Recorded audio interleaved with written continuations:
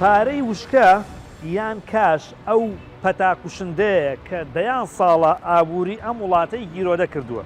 ئێستا ئێمە لە دوو ڕێیانەکەین، یانەوە تاوەکو ئێستا وەکو جاران هەر بە کاش مامەڵاکەین، یان ئەوە تا دەستەینە مۆبایلەکانمان و بە ئامێرشی ئەلکترۆنی مامەڵەکانمانەکەین، جا سەوزۆمیۆی پێکڕین یان موچەی پێوەرەگرین یان مامەڵەی گەورەی داراییەکەین. یعنی لە ڕاستیە ئەگەر بتوێ ئابووری وڵاتەکەت پێشکەوێ ئەبێ پشکەیتە کاش و ڕووبکەیتە دیجیتال بانکی.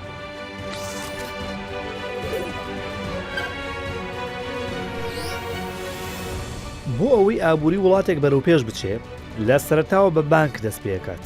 ئەو ناوەندەشی کای تێبەڕێت هەر بانکە، کۆتایەکەشی هەر بانکە.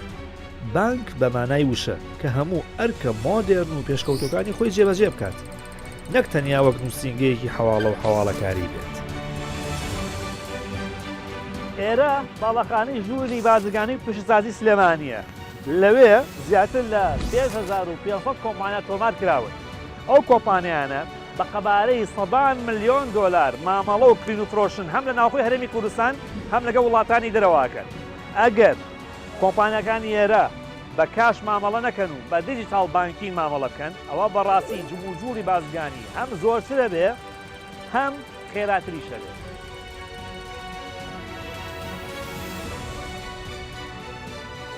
لە هەرێمی کوردستان زیاتر لە 30,000 کۆمپانیای بیانی و ناوخۆیی تۆمار کراون. هەروها قەبارەی بازرگانی کوردستان لەگەڵ هاوبەشە سەرەکیەکانی زیاتر لە 14 ملیار دۆلارە.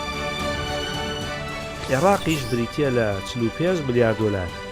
ستەمێکی گەورەیە، بازرگانیەکی ملیاران دۆلاری بەم سیستمە دارایی و دواکەوتوی دراوە بەڕێوە ناچێت. بۆ عێراق کە یەکێکە لە ئابووریە گەورەکانی ناوچەکە کە قەبارەکەی 198 تریلیۆن دینارە، ناتوانیت هەڵسوڕێنەری ئابووریەکەی بیت ئەگەر بە کاش مامەڵە بکەیت. بە گوێرەی داتاکان ژمارەی ئەو بانکانەی کە ئێستا لە عێراقدا هەن ژمارەیان بریتیە لە 76 بانک کە 69یان بانکی تایبەتن، حوتیشان بریتی لە بانکە حکومیەکان. بەڵام کێشەکە ئەوەیە بڕی ئەو دیناری کە لە عێراقدا چاپ کراوە بریتیە لە 80 تریلیۆن دینار. کێشەکە قوڵترە بێتەوە کاتێککە دەزانین 59 تریلیۆن و 900 ملیار دینار لە دەرۆی بانکەکانە. واتە لە 175 ئەو پارەی لە عێراقدا هەیە لە ناو سەرین و قاسە و بەرگە پشتی ماڵان و کۆمپانیەکاندا شاراوەتەوە و ئەمبار کراوە.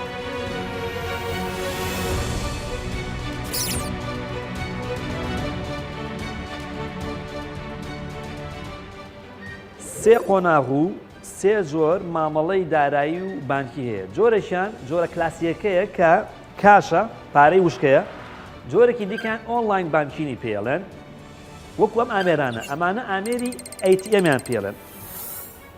لە عێراقا لە 700,000 کەسێک 5 ئامێری لەم جۆریان بەرەکرێت. لە کاتێکدا لە وڵاتانی دراوسێ عێراق لە هەر 100,000 کەسێک 50 ئامێری ATM-یان بەردەکرێت.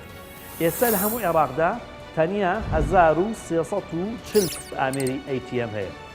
لە کارێکدا بە ژێرەی داتاکانی بانکی جیهانی عێراق پێویستی بە 12,000 ئامێری دیکەی لەم جۆرە هەیە و تەنیا بۆ دابشکردنی موچەی موچەخۆران عێراق پێویستی بە چەنە؟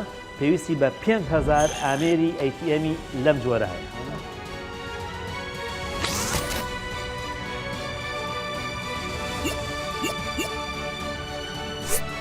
یعنی ناتوانین و ناکرێت باس لە پێشخستنی ڕەوتی ئابووری کوردستان و عێراقین و بمانێ بەرەنگاری گەندەڵی ببینەوە هەتاوەکو ئەم دیمەنانە بەردەوام بن. سەفتە و خشت و بلۆک و شلیف و فەردەی پڕ لە پارە بۆ پێشخستنی ئابووری وڵات هەتا ئەم دیمەنانە بەردەوام بن، هەموو هەوڵێک بێهودەیە وەکو وایە فوو لە خۆر کرد.